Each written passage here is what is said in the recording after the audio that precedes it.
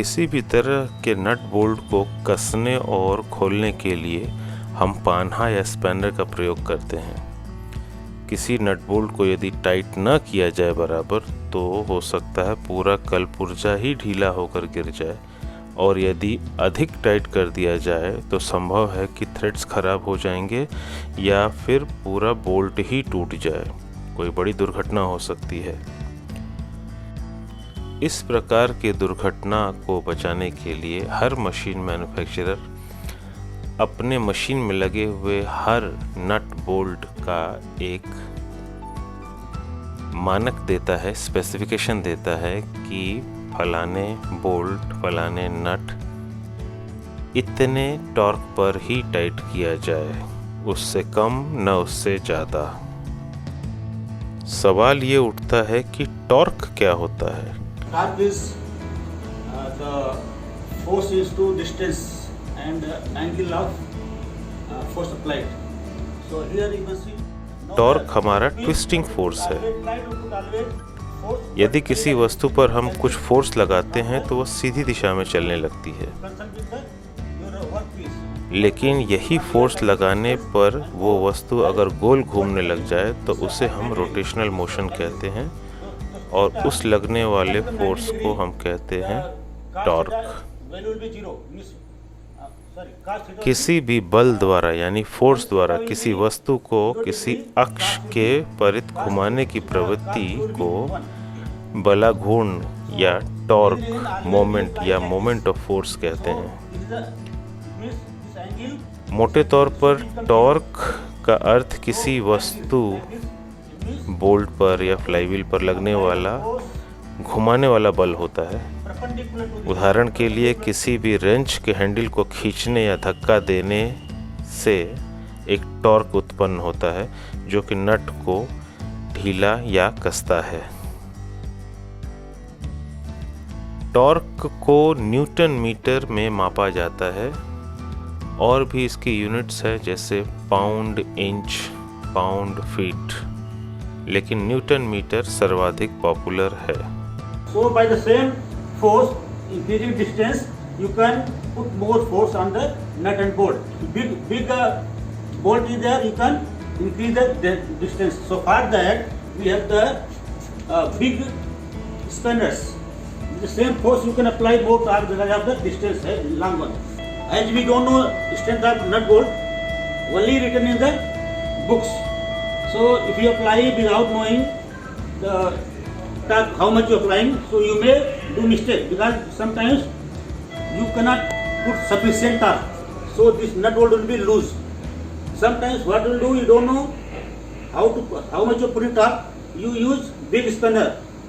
You are not knowing, so you can break the bolt. So this reason. Torque wrench एक special tool है जो कि इसी प्रकार के बोल्ट को, मशीन में लगे हुए बोल्ट को टाइट करने के काम आता है, उस स्पेसिफिकेशन से जो कि रिकमेंडेड है मशीन मैन्युफैक्चरर के हिसाब से। छोटे बोल्ट को टाइट करने के लिए कम टॉर्क की आवश्यकता होती है, बड़े बोल्ट को टाइट करने के लिए अधिक टॉर्क की आवश्यकता होती है। तो उसी हिसाब से अलग अलग साइज के टॉर्क रेंच भी बाजार में अवेलेबल हैं, जहाज़ों पर उपलब्ध रहते हैं। Function, this is how it is working. By adjusting spring load, you can increase the range of torque. The same spanner you can go some range, suppose 100 to 200 Newton meter with the same spanner. This have also some capacity, suppose 200 or 300 capacity there. If you want to go 500, 600, this will not serve. For that, then you have to go for the bigger one. So this have setting here. Torque wrench एक ऐसा special tool है जिसका प्रयोग से पहले preset या adjust करने के लिए किसी भी अन्य टूल की आवश्यकता नहीं होती है। स्पेशली जो क्लिक टाइप के टॉर्क रेंच होते हैं,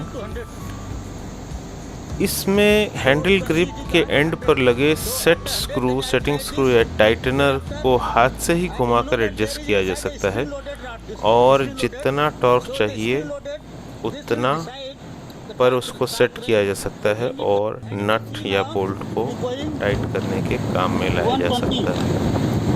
You can see here 120 matching. Now this top wrench is set for 120 Newton meter. Okay, now tight this and see here. You can see this. Now come. Okay, this is the first safety of the nut and bolt. If you tight too much, you don't know how much torque.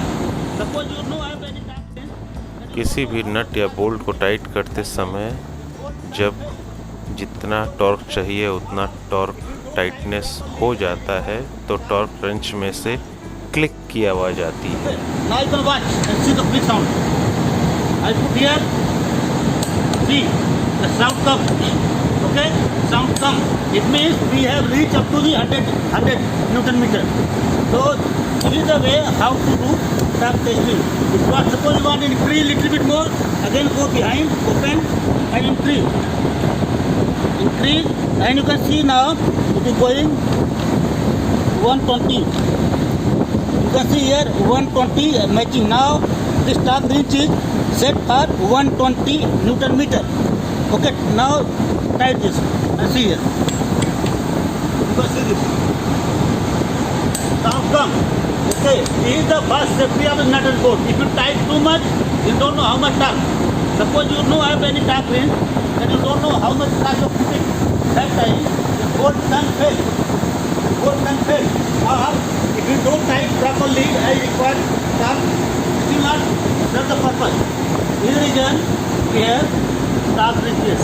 The torque wrenches every time it is being calibrated by the standard torque wrench. Okay. Now this is clear for you how to do the torque testing. Okay. Thank you.